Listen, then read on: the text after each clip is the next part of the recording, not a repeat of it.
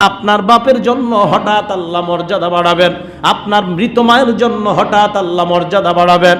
আল্লাহর নবীর সাহাবা আবু হুরায়রা রাদিয়াল্লাহু তাআলা আনহু বলেন, ইন্নাল্লাহা লা ইয়ারফাউদ দারাজাতা লিল আবদিস সালিহি, বান্দার জন্য আল্লাহ পাক রব্বুল আলামিন মর্যাদা বাড়ায় মৃত ব্যক্তির জন্য।